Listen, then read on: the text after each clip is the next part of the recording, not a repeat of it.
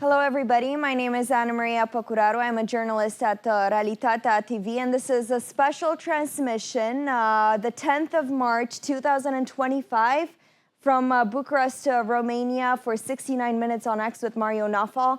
My guest today and my friend is Mihai Neamțu. Thank you very much for coming here. And good also to be back. To have, exactly, good to be back, because I know we talked about many scenarios worldwide throughout the years, but this is without precedent.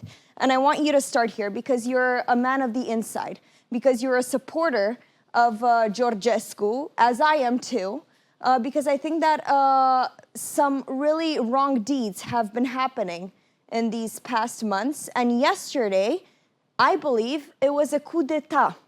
Do you believe that what happened yesterday with his interdiction of ever having a candidacy at the presidents of Romania was a coup d'etat? Well, the short answer is yes. Once again, thank you for having me. And let me just say that I'm right now representing the main opposition party in Romania, called AUR. It's a conservative party supporting Donald Trump and, of course, supporting the policies of the Trump administration. So we are pro-Western. We are not at all pro-Russian, or we're not in favor of any authoritarian regimes. And that's a very important distinction that should be made. It's a very important statement that I wanted to make in the first place, because I spent 25 years of my life trying to understand which are the pillars of Western civilization, why we should defend the West against the rest, so to speak, why we should still cherish the traditional values of, say, Christianity, family, open markets, individual freedom, freedom of conscience, freedom of expression. And precisely before being myself a defender of Mr. Georgescu, and I am, of course, a defender of Mr. Georgescu right now, I'm a defender of the big ideas, democracy, the rule of law, and constitutional order. And right now, if we open the most important document for any democracy, which is our constitution, we find, I think, Article 16 written down there, a very important statement that there is equality, equal opportunity for everybody to run for office, right? There is this principle of equality. And right now, Mr. Georgescu, to use the leftist jargon, is being discriminated against. He is basically banned for life to run for office. Why do you say for life? Is there a fine print that says that it's for life? Yeah, there is a clear suggestion that he will never be allowed to run again. In which sense? So the Central Electoral Bureau, which should typically just look at the documents from a formal point of view. Correct. They should just revise or review the signatures, the correct addresses which are put down there. I mean, it's just a formal procedure which we should have been through yesterday. The bureaucracy of the candidacy. And it's normal. You have something like almost 400,000 signatures that have been collected by Mr. Georgescu and his fans and his supporters. They were brought to this place called the Central Electoral Bureau. They had enough time to look at the papers, and that was just a formal procedure. Now, instead of being a formal procedure, they started to look into the, I would say, moral and political considerations of Mr. Georgescu. And let me be very frank and candid with our viewers here abroad. I mean, in any kind of electoral competition, you hear candidates saying outrageous things, sometimes wild things. Even Mr. Trump made statements which later on became less relevant for the policy he started to carry out in America. But it's obvious that everybody during a campaign, because somebody feels tired, because somebody's under pressure, can make outlandish, even weird statements. And Mr. Georgescu is probably someone who made statements which today look a bit odd. However, in Romania, and I will remind you and our viewers as well that I was a supporter of a former president called Traian Băsescu. 20 years ago, this very candidate called Traian Băsescu, who was a friend of America, a friend of Europe, a supporter, I would say, even of the globalist cause, he said that we should impale in Victoria Square all the political opponents of Mr. Traian Băsescu. So he called himself, or regarded himself, as Vlad the Impaler, able to basically persecute his which is incredible in this day and age that we're talking about and this. So he was allowed to run. We had other candidates, very sort of weird, eccentric, hard nationalists who said we should even like have a firing squad to kill people for corruption acts. So, people say crazy stuff, right?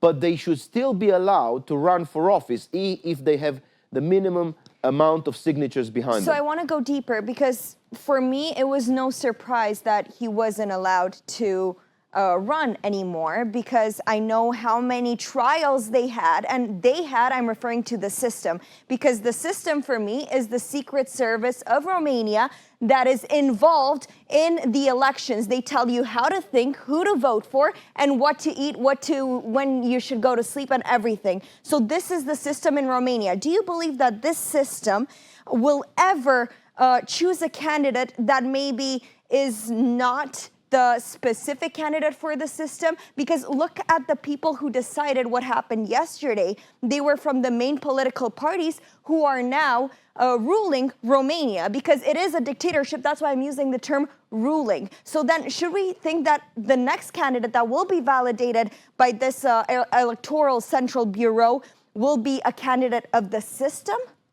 It's a very good question, and I would just rephrase what you've just said about the so-called deep state, because you're trying to characterize here, how the deep state operates in Romania. Let me just first say for our viewers, in America, across the ocean, that in Romania we have indeed, we used to have a strong cooperation with the FBI between our secret services and the American secret services. There was a deep connection.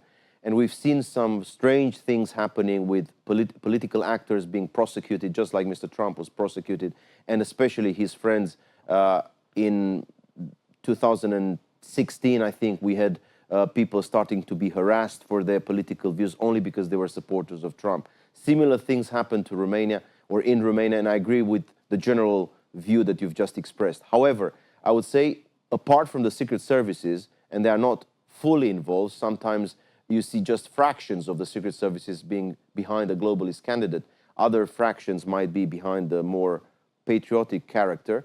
I would say that even the political class, even people representing Brussels, the European Commission, are deeply involved in this. I mean, we obviously have, I call it a political cartel.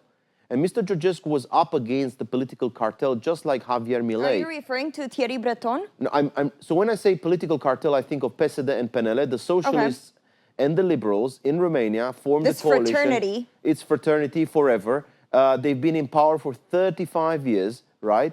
There's no change if, PNL is ruling Romania. There's no change to that act of governance from what the previous PSD party did. So in general, what I'm trying to suggest to our viewers is that we have a candidate called Georgescu running against the establishment, and the establishment is made of state institutions, including, of course, the secret services, then, political institutions like the parliament and the government. But the thing is, the judiciary, which was supposed to be independent, right? Because we have the famous checks and balances principle, the division of power, or of powers, indeed. That judiciary system, which should be neutral and very independent from the political interference, has been penetrated. And we've seen, like, members of the Constitutional Court, which accepted in the first place Mr. Georgescu and his attempt to run for office. He was allowed, right? Because I think they didn't see him. I think they ignored him totally. They did not perceive the threat. Exactly. So initially, they allowed him. The judges allowed him. But then the judges started to be got contacted by various people, including the French ambassador here in Bucharest. And he just came here. What's your thought on that? Well, listen, I mean, the question is, why should the representative of Emmanuel Macron in Romania, the representative of the executive power of the president of France, why should he or she talk to the members of the Constitutional Court, which in principle, again, should be an independent body, right? Why don't we have a true separation of powers, right? Why do we have to have judges who are political appointees? So Romania really has a big problem with the corruption that has unfortunately undermined all our efforts. And that against all these institutions, right, which are backed by the European Commission. I'll come back to Thierry Breton, who just said that, they can annul elections, and he was happy about it. Against this whole group of individuals and institutions, we have the people. Now, the people are very, very dissatisfied. The people are very angry. The people are not happy. The people are frustrated because they've lost so many opportunities. I'm 46 years old. I can't believe that I'm 46, and instead of living in a flourishing democracy, in a flourishing country, where you have all the possibilities to bring up opportunities for your kids, to create businesses, to create startups, to create added value in the marketplace. Instead of having that experience of life, which is fulfilling and flourishing, and which is nourishing your soul and your body, instead of having, a good disposition towards the spiritual matters, including religion and other things, we are fighting for our basic rights. And one basic right, which is not granted to us by the government, but by God himself, one basic right is the right to run for office, the right to be elected, and the right to choose somebody to be your representative. And this very basic right was taken from an individual called Călin Georgescu. And we will touch base on the violences that happened yesterday, but I want you to go back to the European Commission and to Thierry Breton. Yes, I mean, we had some interesting statements made by a former member of the European Commission, and we have to explain this to our viewers. The European Commission is like the European government, right?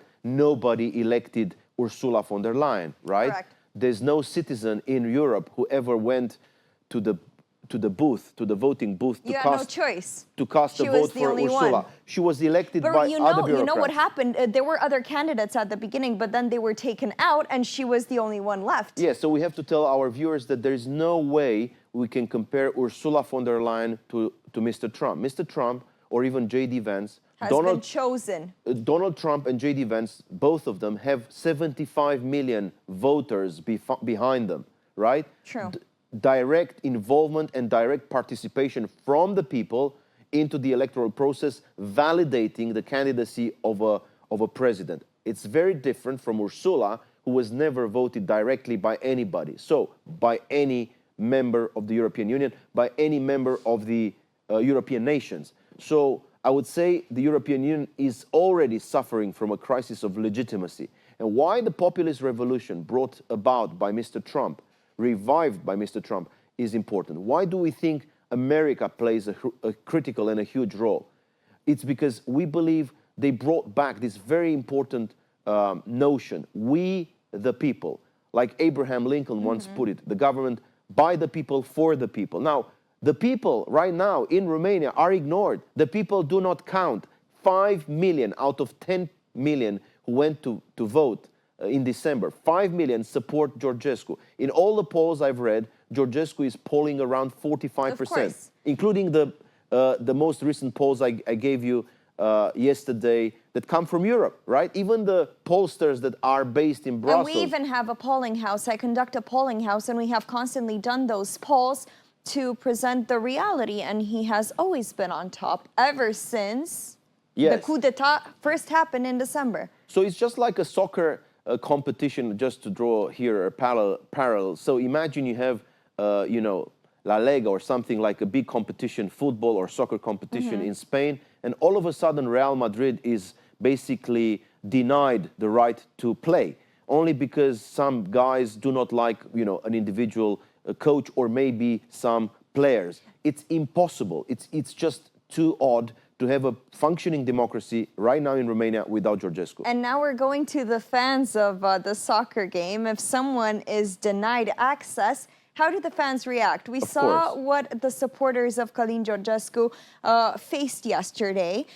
We saw the law and order stopping the supporters from acting up. However, there was violence, there was revolt, and it's understood because you feel like you're a country that is not growing if you're rejected entrance to support and to have a president of your choosing. Exactly, but not to say that we endorse violence. No, in no way. In no way we can endorse violence. We are just suggesting that there are two possibilities here.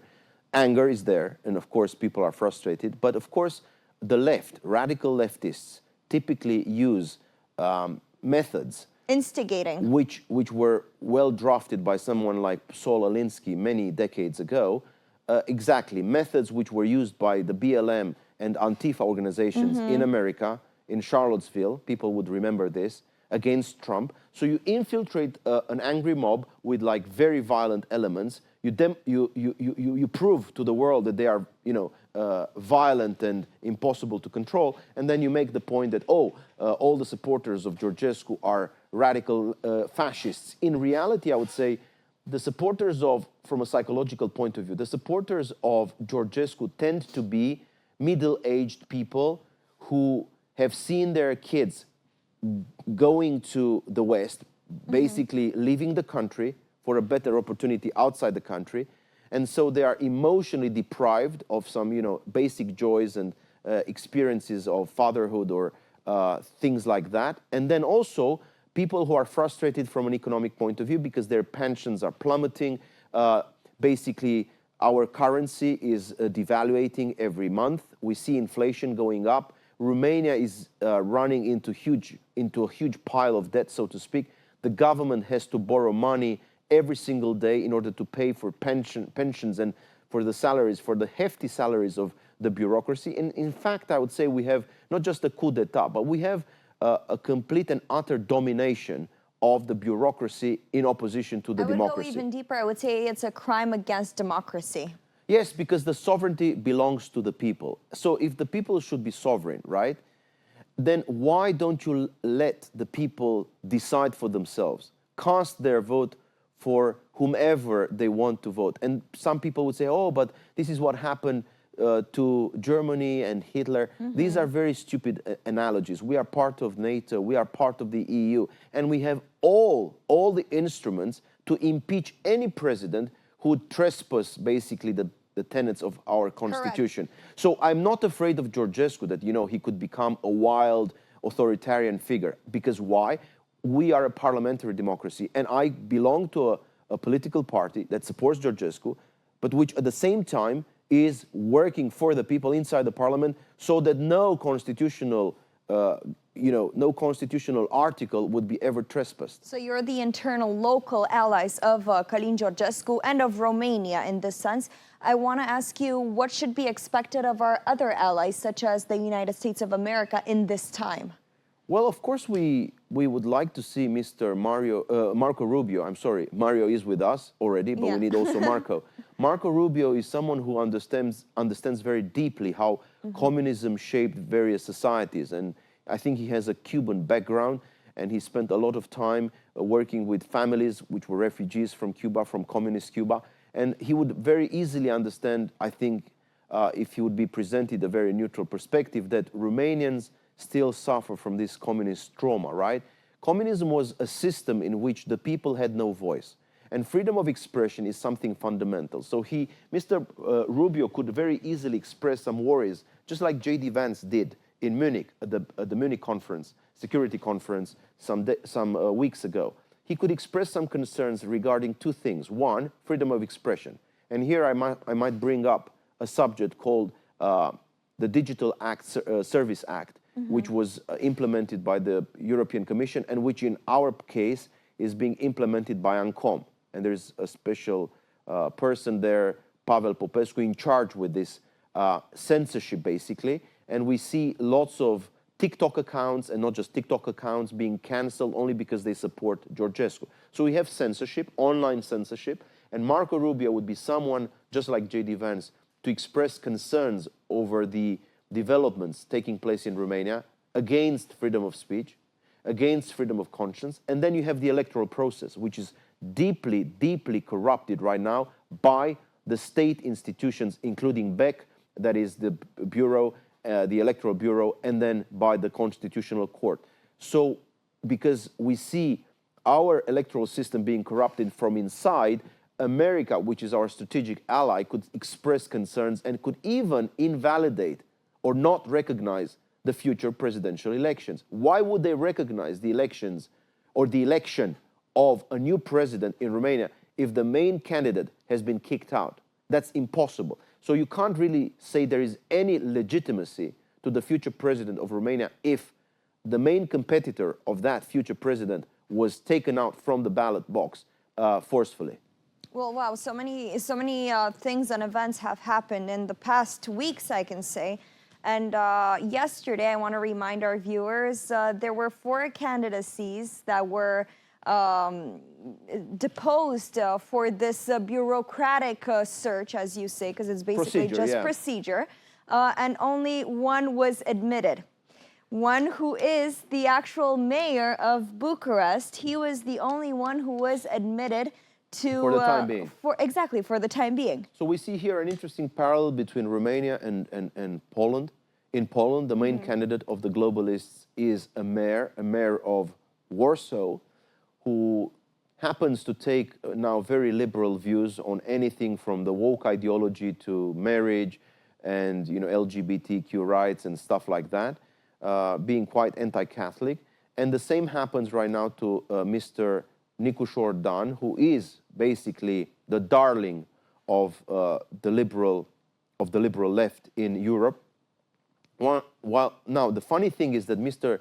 Nicușor Dan, and very few people know this, but I've done my homework, I've researched him, 25 years ago expressed very strong sentiments in favor of a nationalist movement called the Iron Guard. He was actually a defender of the main voices supporting, I would say, the rebirth of the interwar right-wing movements. And he changed for the past 25 years. We saw a transformation of this mayor. He became a very liberal figure. And now, as I said, he might run for office with the support, not just of the European Commission, but also with the support of some, I would say, traditional, like I would say, no, not traditional, but I would say with the support of the establishment parties. Now, it's true that we are right now in Bucharest discussing about, possibilities to still be present in the competition, to be still running with a good candidate if Mr. Georgescu will be denied the right to run for office. And who knows, maybe in 24 hours after this conversation was recorded, maybe again the Constitutional Court will take a decision against Mr. Georgescu. I want to just say to all our viewers that we are ready for everything. We are ready for every scenario, and we are ready to have all the options on the table. Let me just thank also publicly Elon Musk. Let me thank Mario Nawfal. Let me thank Senator Mike Lee. Let me thank Matteo Salvini, who is a leader, a political leader in Italy. The Italian press, actually, right now, a journalist from Italy has messaged me to get a point of view. Yeah. So I think it's very important and of great importance. Exactly. Let me thank Robert Malone, who is a good friend of Mr. Robert Kennedy. Let me thank Zero Hodge. Let me thank all our supporters in the West. Again, we do not support here an authoritarian regime. We do not want to have Romania embarking on a trajectory which will bring us closer to Russia or to any authoritarian political structure. No, we want just the basic tenets of democracy to be preserved and to be basically celebrated by future generations. You are a mother, and I want to congratulate you for this. And you've done this interview with me while being pregnant, and thank you for that. And I'm sorry that if maybe this is a private information, I just want to celebrate the fact that some people, and like myself and like you, still have trust in the future. We have kids. We want to build families. We want to have our kids flourishing in this country. We don't want them to end up who knows where. We don't want them to leave the country. We don't want them to flee our country, because our country has been blessed with so many beauties, natural beauties, landscape, culture. I mean, Romania, and let me just say this, if you allow me, Romania is such a wonderful country. People come here and tell me, oh, I wasn't aware that you have so many spiritual riches, right? People go to Voronezh. They go to the monasteries built 500 years ago when America did not even exist, by Stephen the Great, by great voivodes, by great patriarchs, by great spiritual leaders.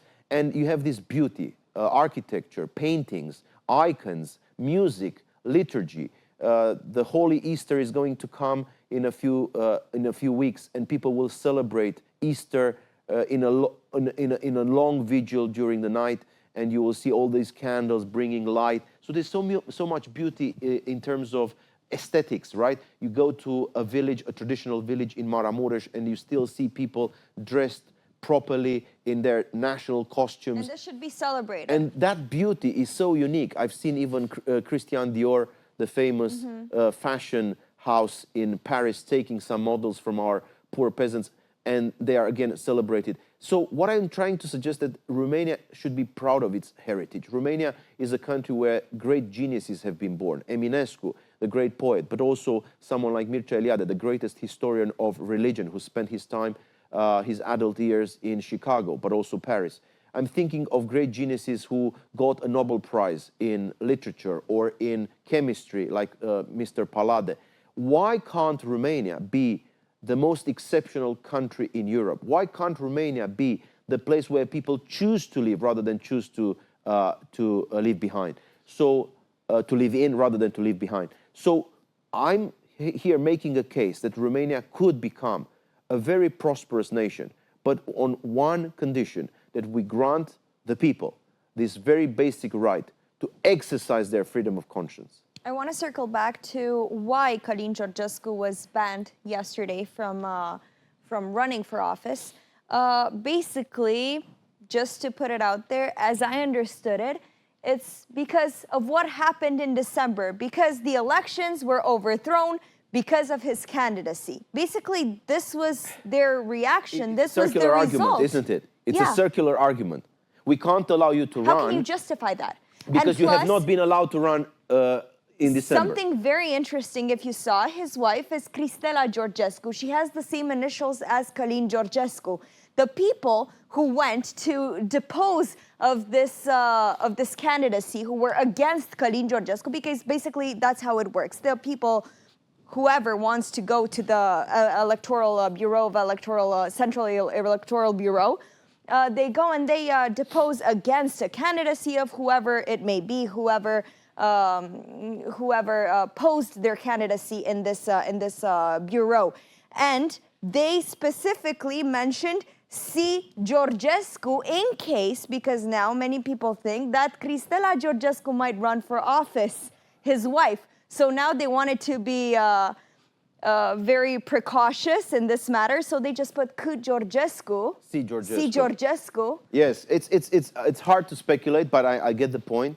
Once again, let me just emphasize for our audience, for our Western audience, we're talking here not about a kind of iron guard type who is a fascist trying to have a militia made of Nazi sympathizers. No, we are talking about an expert in the field of agriculture who got his PhD in this very field, who was for decades supported by members of the Romanian intelligentsia. I'm thinking here of the Romanian Academy, thinking of people like Mircea Malița, who was a great diplomat in the 70s, who, by the way, opposed USSR in the 60s during the Cuban Missiles Crisis. So he was against the decision of Khrushchev to put some nuclear missiles in Cuba against America. So he was the disciple of Mircea Malița, a great diplomat, as I said, in Romania.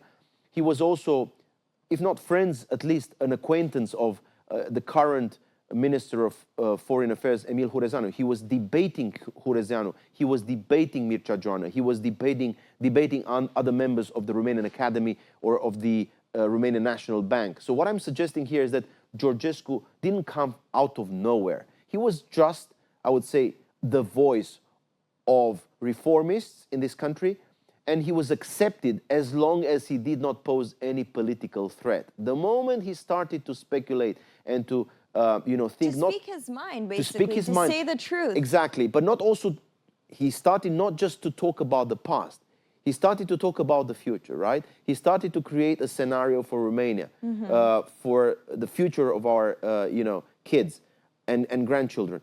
The moment he started to think politically, he became the enemy number one in this country. I'm not trying to say that he did not make some maybe blunders or, again, mistakes. He made, for instance, just to tell our viewers, to be very candid. So he said he doesn't quite know whether the moon landing took place. Again, I heard Joe Rogan say similar stuff, right? Being very skeptical whether the Apollo mission was a successful one or not. Mr. Georgescu also maybe made a mistake by allowing some bodyguards with a dodgy past, people who say, one of his bodyguards spent some time in Africa, right? And of course, all bodyguards have their past. All bodyguards, including the bodyguard of Emmanuel Macron, have like issues with their biography. Now, that has nothing to do, I would say, with the conservative movement in Romania. The fact that his bodyguard met some Russians in either Moscow or in Congo, it has no bearing to our basic and fundamental trust in democracy and trust in liberty and trust in, I would say, the future of this country. And what they are trying to do right now, the establishment, the mainstream media, the Soros types, right? And we can talk also a bit about this, how the USA and Soros created a network in Romania, a network of influencers, a network of journalists who right now basically coalesced with the governmental parties. And because you were talking about censorship, I wanted to add, and sorry for interrupting you, again, because most of mass media in Romania is censored because it's in a direction depending on who it's owned by, depending on what the agenda is, depending on what benefits it has. And we stand as the only one who in this period weren't afraid to go against this agenda of the globalists, of the oligarchs. And we I want to congratulate you for this. Again, we are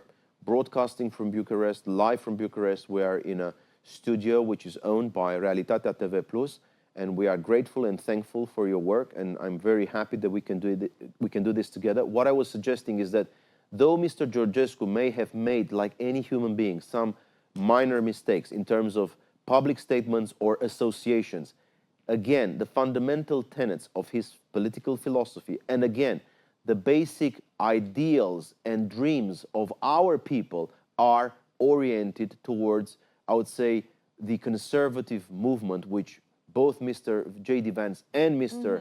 Donald Trump embrace. And I think it's called, I mean, our creed, it's called normalcy, or how can I put it? It's just, I would say, common sense, right? We call it the revolution of the common sense. We want to see Romania being a country of opportunities. For 35 years, our political class squandered these opportunities. And I'll give a few examples, if you allow me. So, in Romania, if you go shopping, right, or you go into a restaurant, and there are beautiful restaurants here in Bucharest, you'll be shocked. If you go to Texas, right, you'll find burgers and you'll find good meat and, you know, fine cuisine made in America, made in the USA, or made in the USA. And it's something of pride there. Of course, the bourbon, if we talk about, you know, distillery, and then, of course, the meat, and then the red Angus, and so on and so forth. So, you celebrate the local farmer. You celebrate the local cuisine. In Romania, unfortunately, 85% of what we eat on a daily basis is basically made outside of Romania. Though Romania is a very rich agricultural country, right? We had this wonderful tradition for hundreds of years. And then Mr. Georgescu comes in and he says, we should stop this. That's what I wanted to touch base on, because Trump is something that is not allowing external factors to interfere with his own state, with his people, which is what a president should do. This is what Mr. Georgescu is trying to do, to be the leader of democracy, of choice, and of Romania first. And all of a sudden we're like, no, we have to see what Brussels says. We have to see what the European Commission says. We have to see what other leaders say, because we might get more money in our pockets. And everything goes back to the oligarchs. Everything goes back to the globalists that we keep talking about. And I'll explain this to our viewers across the ocean. So you have in Romania, again, rich agricultural land, which is not properly used in order to produce food, right? So what we do, we just export grain, and then we import basically, we import wheat, and then we import also, I would say, bakery stuff, bakery products. We import bread. Can you imagine? We import bread, but we are a country... But we export the grains, yeah. Where a lot of grain is being grown. So, let me say something else here. We have a lot of oil and gas. So we had oil, and we still have oil in the Black Sea and in other parts of Romania. What did we do with our natural resources? What do you think? We've given all these resources to the Austrians. People in Austria are benefiting from the riches of Romania. There are other such natural resources which have been basically exploited by French companies, by Austrian companies, by German companies. And of course, Mr. Georgescu, who is a nationalist, is putting off the big capital, so to speak, is putting off some of these oligarchs that you've talked about. And I'm not saying we should not have good economic cooperation with other countries. Of course, we welcome American investors here. We welcome everybody for a fair deal, for a fair trade.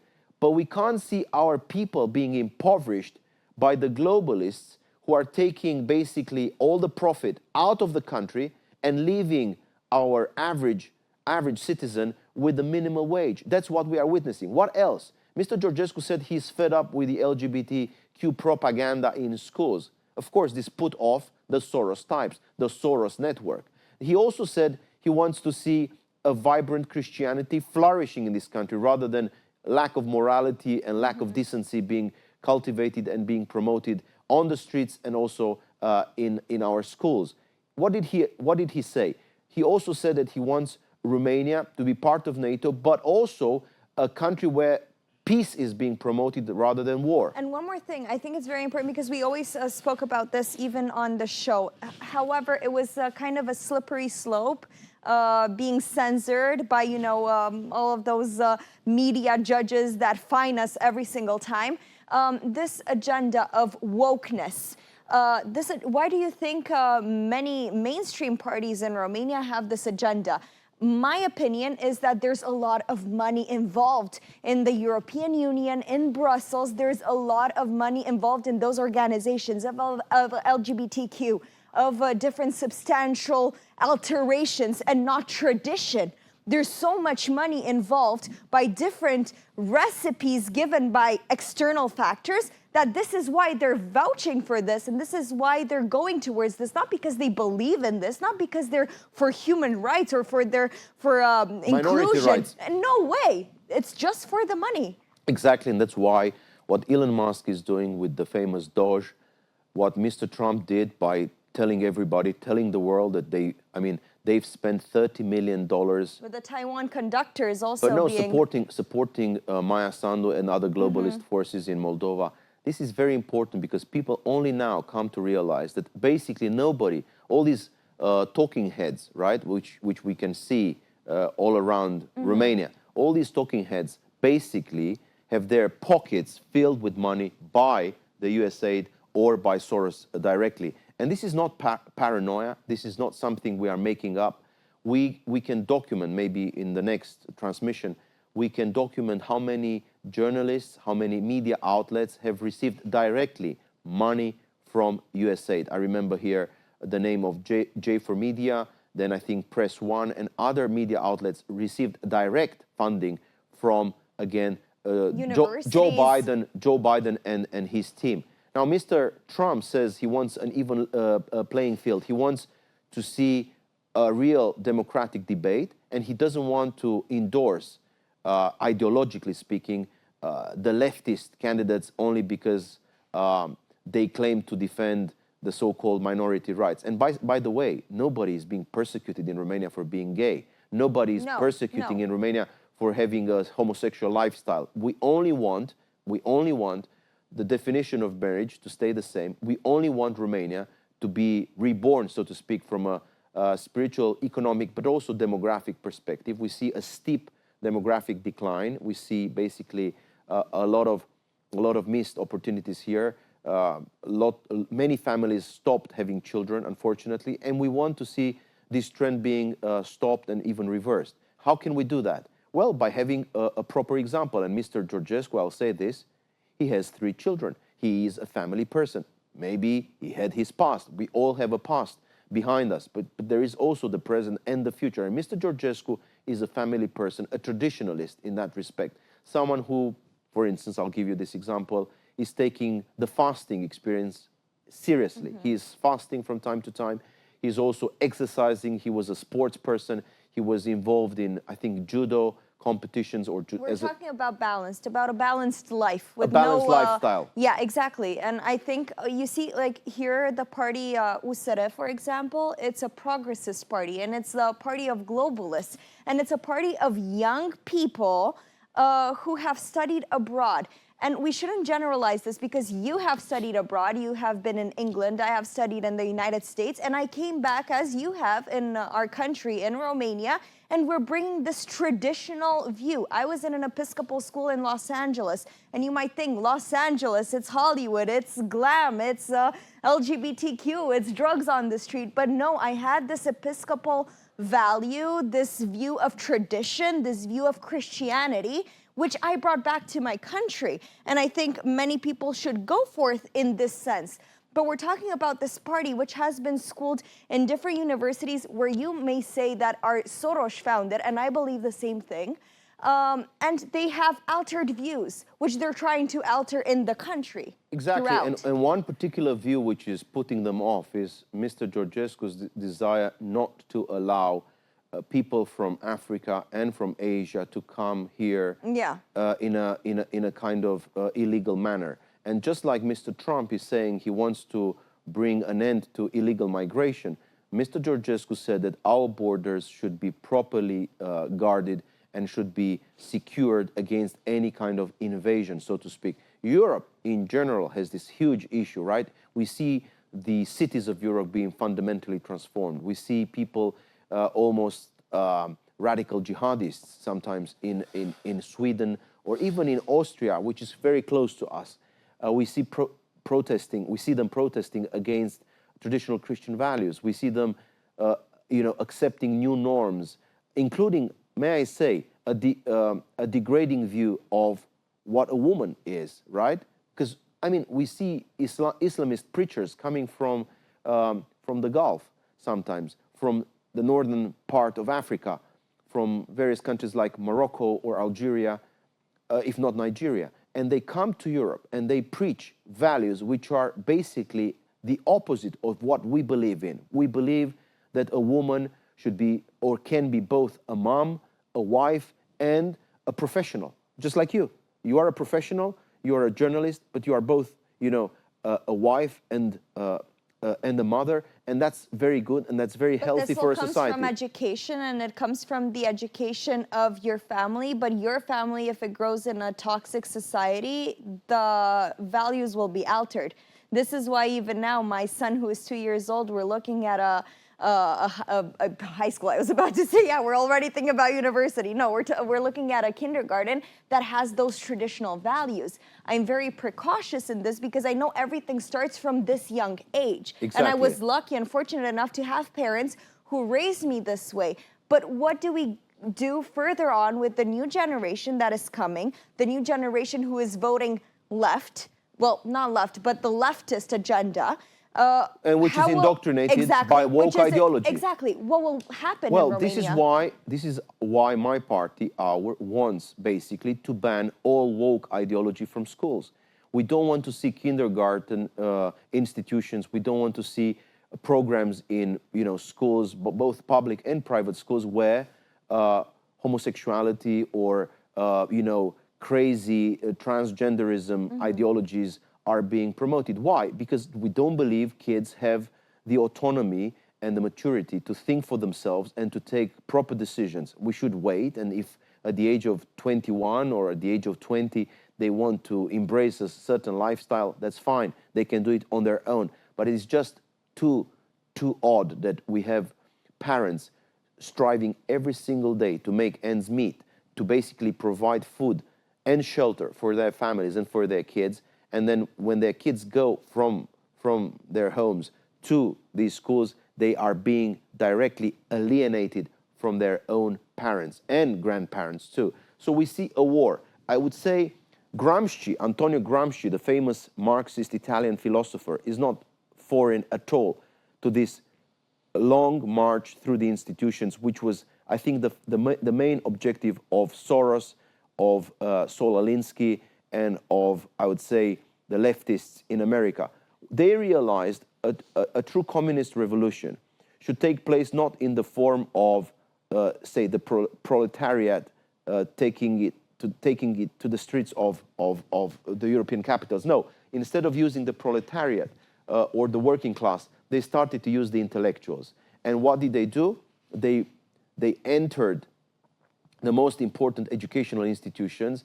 They penetrated, that is, the most important educational institutions with ideologues rather than educators, and they started to spread this false philosophy, which basically is encouraging kids and teenagers and students not to pursue goodness, truth, and beauty, but to pursue power, right? Not to pursue the most important values of human life, the universals, as the medievals once put it. No, they are being trained to become activists. And to be an activist is not a real job, right? I mean, there are more important things in life than just pursuing a social cause. For instance, it's very important to be a decent human being. It's very important to be well educated. It's very important to be a loving mother. It's a very important thing to be a loving father. All these things have disappeared from the public discourse. Under the pressure, coming from Brussels, coming from Soros, coming from the Frankfurt School, and coming from these ideologues who, again, as I said, in a very strategic fashion, not by accident, but very strategically, decided to go and have this long march through the institutions. They've penetrated state institutions like the media censorship institution you're talking about, because you get lots of fines from CNA, right? So you get fines from those who are, again, ideologically biased towards the left. And they're named by the big parties, obviously. We see not just the universities, not just the state institutions, we see political parties being penetrated by these individuals. So the end result is that the traditional Romania or traditional Poland or traditional Hungary or traditional Croatia that we used to love, all these countries in Eastern Europe are in jeopardy, and they look more and more like the failed democracies of the West. We're nearing the end. We have 5 more minutes left. I wanted to ask you, how will the elections look like without Călin Georgescu? Will we have a surprise? I will express a view which might sound shocking to you. I'm not 100% sure we should even accept these elections. I think a boycott could be a possibility. If we have the backing of the American ally, of the Trump administration, if there is a very strong condemnation coming from Marco Rubio or from Mr. Trump himself against this decision taken by the Constitutional Court in Romania, we could even think of a general boycott against any election which does not include Mr. Georgescu. There is, of course, a possibility to have other solutions, but there's no solution without Mr. Georgescu being involved. That's something we know for sure. Without Mr. Georgescu saying what he likes and what he wants to do in the coming weeks and months, it's impossible to have such a conversation. So out of respect for him, out of respect for his family, including his wife, I would not comment on this. I would just say this: we need a strong support and strong statement coming from our most important strategic military and economic and political ally, and that's the United States of America.